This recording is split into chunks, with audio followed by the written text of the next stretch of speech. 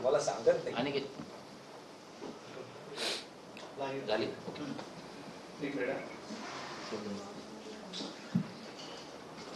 सावंतवाडी, वेंगुर्ला, कणकवली आणि मालवण या सगळ्या नगरपालिकेच्या निवडणुकीचा प्रचार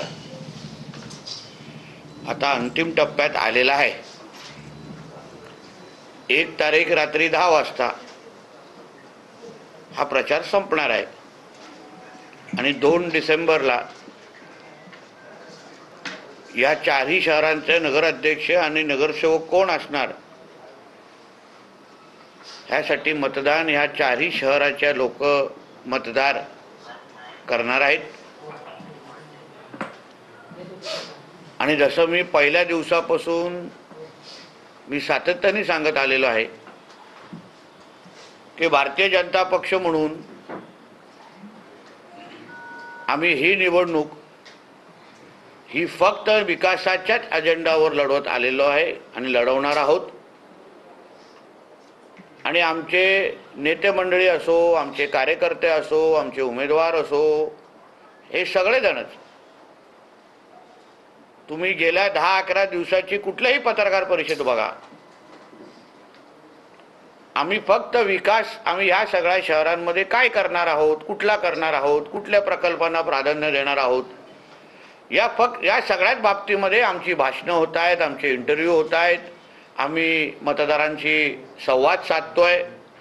आमचे सगळे उमेदवार नगराध्यक्षाचे असो किंवा नगरसेवकांचे, हे सगळेचे सगळे आमच्या भारतीय जनता पक्षाच्या सगळ्याच कार्यकर्त्यांबरोबर घेऊन मतदारांपर्यंत डोर टू डोर ही पोचत आहेत. छोट्या मोठ्या कॉर्नर सभा होत आहेत. प्रदेश अध्यक्ष आदरणीय रवी चव्हाण साहेब त्यांचा दौरा झालेला आहे आणि पालकमंत्री म्हणून मीही जनतेशी संवाद साधण्याचं काम मी माझ्या माध्यमातून करतोय. सावंतवाडीला जो सुंदरवाडी हा जो काय एक नाव आहे, ओळख आहे,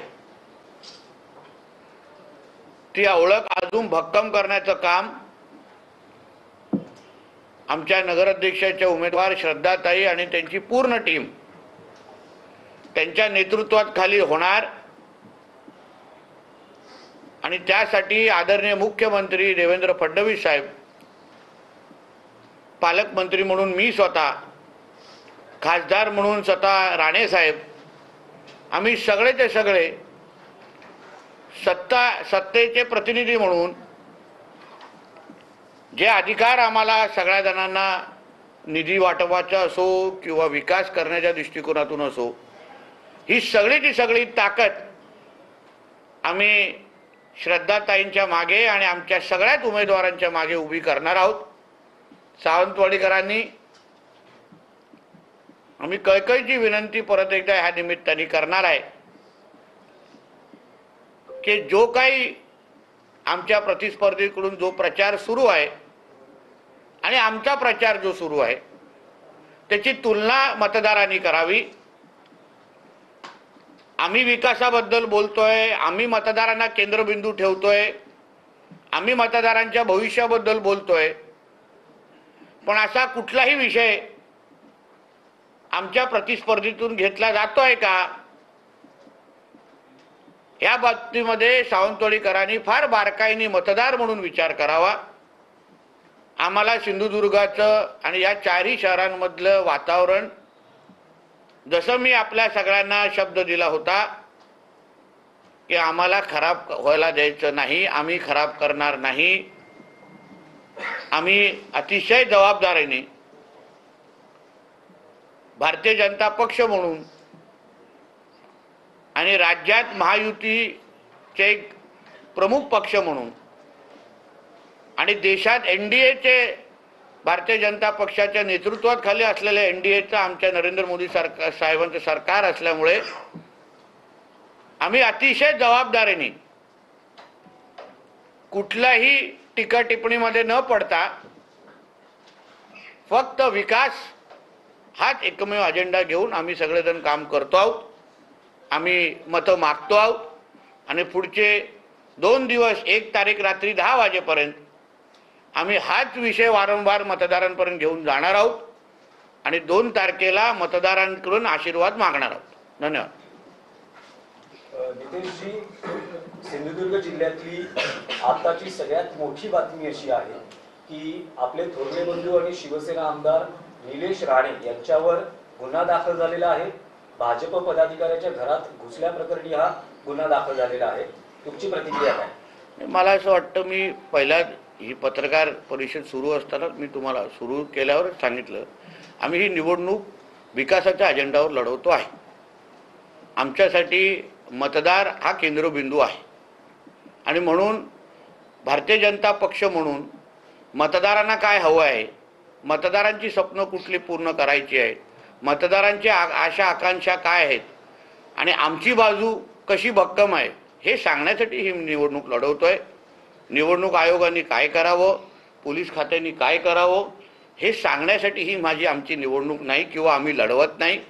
आजची पत्रकार परिषद पण भारतीय जनता पक्षाचा एक नेता म्हणून, कार्यकर्ता म्हणून माझ्या सर्व सहकाऱ्यांबरोबर परत एकदा मतदारांना साथ घालणं, परत एकदा मतदारांसमोर आमची बाजू मांडणं या दृष्टिकोनातून ही घेतलेली पत्रकार परिषद आहे. तुम्ही आमदार दीपक केसरकरांबद्दल म्हटलं होतं की त्यांचा छुपा पाठिंबा तुमच्यासोबत आहे. ते म्हणतात की असं काहीतरी मी बरा नसताना माझ्याबद्दल गैरसमज पसरवणे चुकीचं आहे आणि लोकांकडून भावनिक मतदान घेणं. मला असं म्हणणं आहे की आजारपण आणि निवडणुकीचा काय संबंध हे मला पहिले सांगा. हा संबंध मला असताना मला कोणीतरी विश्लेषण करा किंवा मला समजवा, माझ्या ज्ञानात भर टाका. कोण आजारी आहेत, बरे आहेत, प्रत्येक बरेच राहावेत अशी आमची सगळ्यांची अपेक्षा आहे. फक्त मुद्दा माझा एवढंच आहे की देव प्रश्नाचं मी म्हणून उत्तर दिलेलं आहे.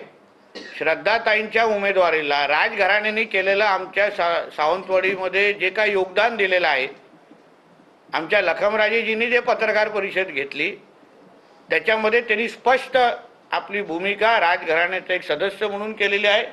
उद्या राजघराणं म्हणून सावंतवाडीमध्ये जसा आत्तापर्यंत सुंदरवाडीचा पूर्ण प्रवास हा राजघराण्याच्याच आशीर्वादाने होत चाललेला आहे, तशीच पुढचाही प्रवास अजून चांगलं करण्याच्या दृष्टिकोनातून राजघराणंच त्याच्यामध्ये चांगली केंद्रस्थानी असणार आणि प्रत्येक बाबतीमध्ये ते सहकार्य करणार.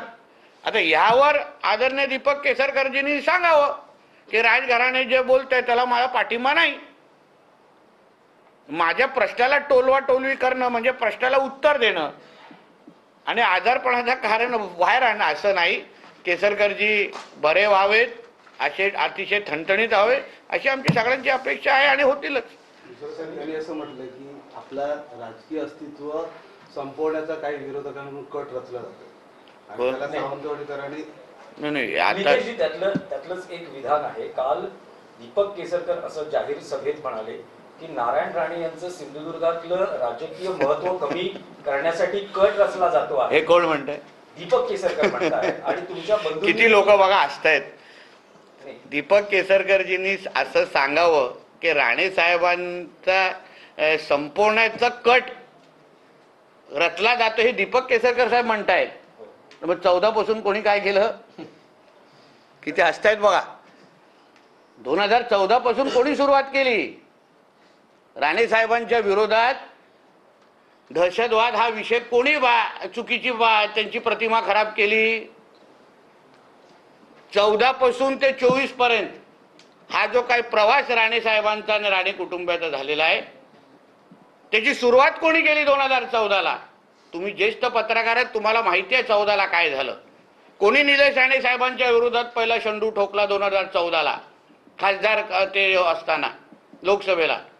आणि तेच म्हणतायत, म्हणून हसायला आलं, तेच म्हणतायत की राणे साहेबांना संपवण्याचा कट रचला जातोय.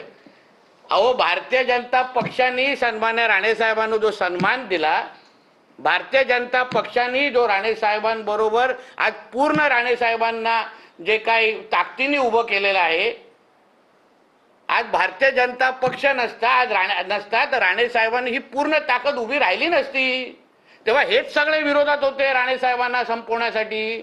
पण भारतीय जनता पक्ष आमच्यावर उभा राहिला. भारतीय जनता पक्षाने मान सन्मानाने साहेबांना पक्षामध्ये घेतलं. भारतीय जनता पक्षाने साहेबांना खासदार बनवलं. भारतीय जनता पक्षानेच आम्हा लोकांना, आम्ही असो, आमचे सहकारी असो, आम्हाला बरोबर घेतलं, आशीर्वाद दिला, प्रत्येकाला पदं दिली, मला आमदार केलं, मला मंत्री केलं, सन्मान्य राणे साहेबांना केंद्रीय मंत्री केलं, ह्याच भारतीय जनता पक्षाने केलं, ह्याच आदरणीय नरेंद्र मोदीजींनी केलं, ह्याच आदरणीय अमित शाह साहेबांनी केलं, ह्याच आदरणीय आमच्या फडणवीस साहेबांनी केलं, ह्याच आदरणीय रवी चव्हाण साहेबांनी केलेलं आहे. तेव्हा नाही आलं यांच्यातलं कोण. भारतीय जनता पक्षाने तर या सगळे हे दिवस आम्हाला दाखवलेले आहेत. आणि आज कट रचला, म्हणजे त्यांनी असं बोलावं की कट रचला जातोय राणे साहेबांना संपवण्यासाठी. अहो आज गेल्या दौऱ्यामध्ये